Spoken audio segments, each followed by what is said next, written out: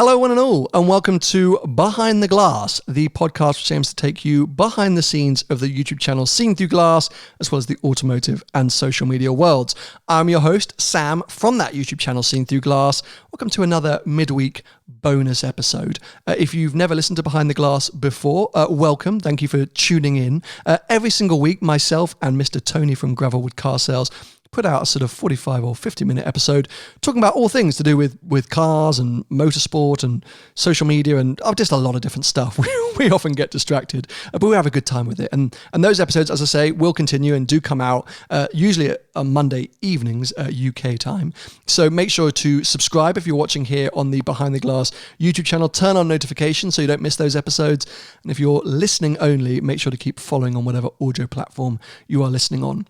But these bonus episodes are a chance for you and I to sit down, you being the audience, I being me, and have just sort of, some aside conversations without Tony interrupting. It's just a chance for me to tell some stories, tell some anecdotes, look back on my career as a YouTuber and maybe even my career prior YouTube, and just, share some bits with you. And today, I want to look back on one of my sort of greatest moments on Seen Through Glass, which was the first time I met four-time Formula One world champion Sebastian Vettel.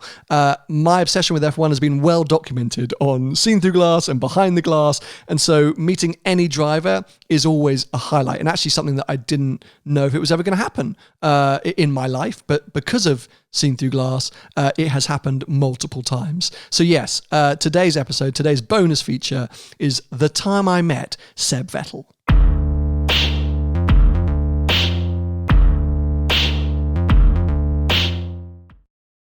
So Vettel actually wasn't the first F1 driver that I had met or worked with. Prior to Seen Through Glass, and this will be a story for another time, I had actually worked with Lewis Hamilton a handful of times. And yes, as I say, that will be another bonus feature. But then on the channel, I'd also done a sort of quickfire Q&A with Jenson Button through an ESSO event.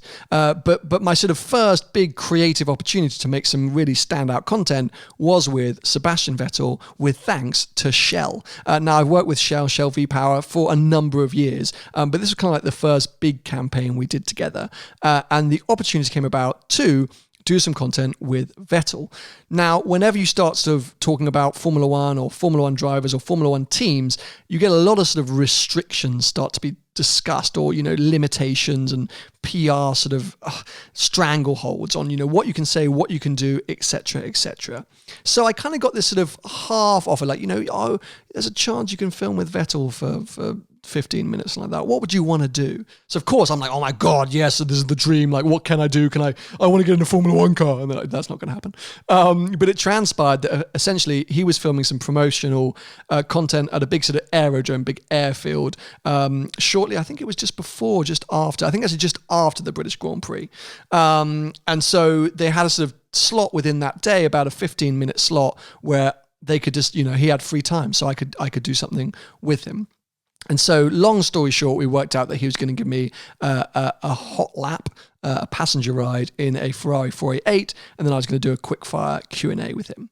Now, that seems relatively simple and straightforward, but I knew that from a YouTube point of view, that hot lap had to be insane. If it was a kind of dawdle, it was going to look boring. Like, he needed to drive the tires off the car. I don't think that's an expression, but yeah, he had to impress. And then the quickfire Q&A had to be sort of fun and lighthearted, but it was almost secondary to Sebastian Vettel driving me around a track in a Ferrari. Hence why today I'm wearing my Ferrari shirt. By the way, if you're not watching on the YouTube channel, you wouldn't have seen that. But yes, I've got a T-shirt with a 275 GTB on the front because, Ferrari. But anyway, long story short was once we kind of agreed on this creative and we were building up to the day, the closer and closer we got to the filming day, the more sort of restrictions seem to get in place. From 15 minutes, it was suddenly, you can have 10 minutes. And instead of 20 questions, you're going to ask 5 questions, and 3 of them need to be about fuels. And then you're going to go out for a hot lap, sure, but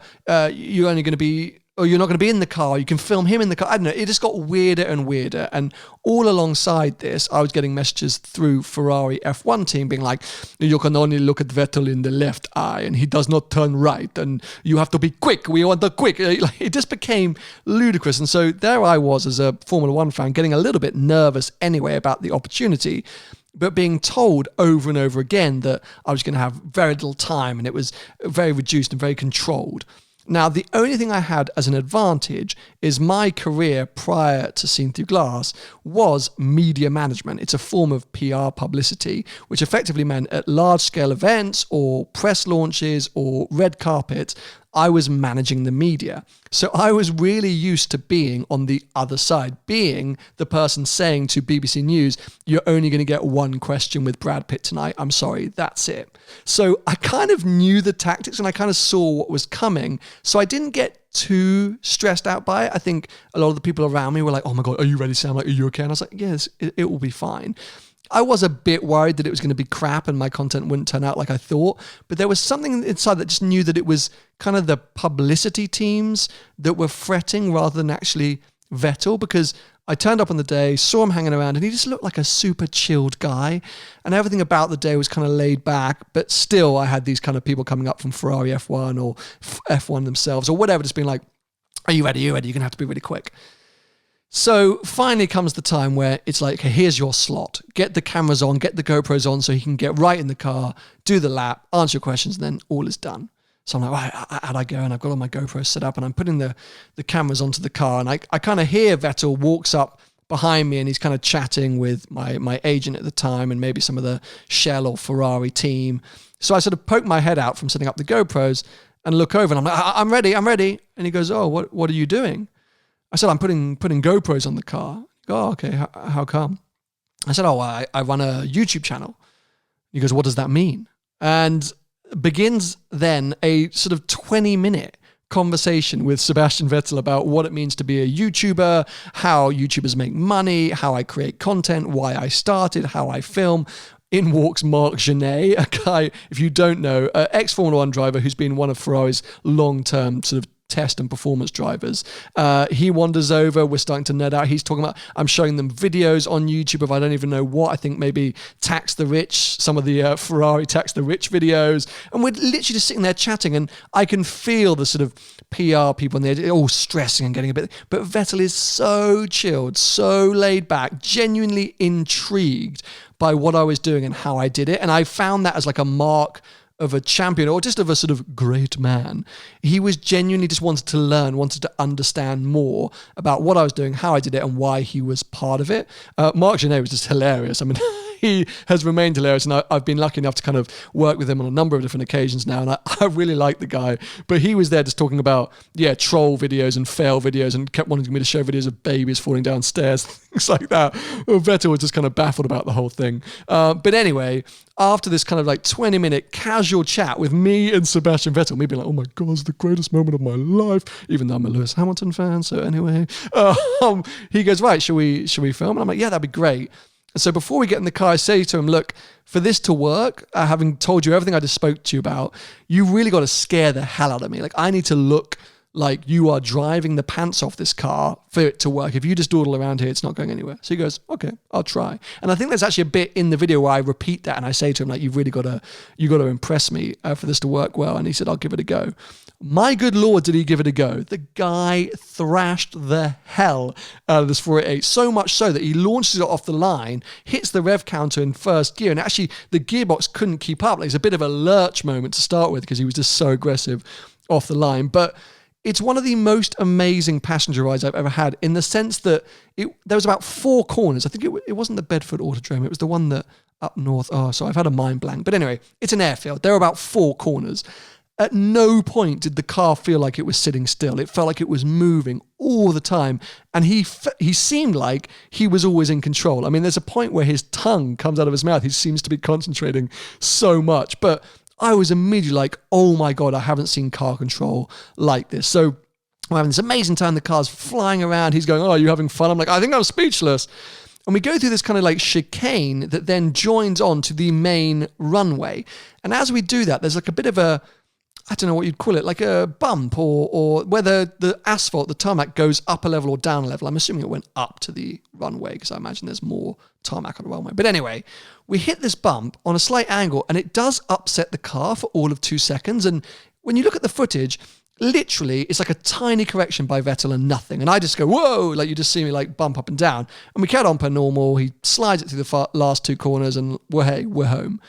But as we're on a sort of cool down section, he goes, are the cameras on? I went, yeah. He goes, can you turn them off? I was like, okay, God, what's happened? So I turned the cameras off and he goes, we nearly crashed. I'm like, what? He goes, yeah, we nearly crashed. I was like, what are you talking about? And he said that when he hit that bump, he didn't see it coming. And the snap of the car, we were doing like 120 miles an hour. He was like, oh yeah, I thought we were going to spin. I genuinely thought we were going to spin. And so we went back and we stopped and we're sitting in the car and I've got the GoPro footage on my phone and we're like going through like scene by scene or frame by frame. And there he is like laughing his ass off about the fact that he nearly binned the Ferrari press car. I mean, the whole situation was mad. I'm there trying not to fanboy, being like, oh yes, Sebastian, you nearly crashed it. Ha, you joker. And he sort of thinks, okay, well, there we go, we're done. I go, oh no, I'm really sorry, but we have this quickfire Q&A. Kind of expect him to be like, oh mate, I'm done now. But he's like, oh yeah, of course, no problem at all. And my point being, what a nice guy. Like having been all the sort of pressure and hype and expectation beforehand that my time was going to be limited and he was going to be really stressed and I had to be quick. He just turned out to be the most laid back, friendly, engaging human being. And what an incredible driver. And it goes down as well. Firstly, 2 of my most viewed videos on the channel, but also probably one of my best days on Seen Through Glass or being seen through glass or creating for Seen Through Glass. I don't really know how to refer to it, but absolutely unbelievable. And I've been lucky now to work with him 2 or 3 more times after that. And he's always very friendly and smiley, whether he does remember me or not, I don't know. Maybe someone's whispering in his ear, but he always pretends to remember me. And we have a bit of a laugh and I've done some epic content with him. So it's kind of weird because on track, he's often sort of my arch nemesis in the fact that I usually support Hamilton. Vettel in previous years has been up against him. So I've never really been a fan of him on track, but on a personal level, what a legend. And he shared some insight into his car collection, something I'm not going to repeat because he did kind of at the time asked that it wasn't publicized anyway. It was kind of just an aside conversation. But my God, does that man have some cars? Like genuinely some ridiculous cars. A majority of them Ferraris, but lots of other stuff. And if I ever meet with him again, I will ask him if I'm allowed to discuss some of the cars maybe that he has.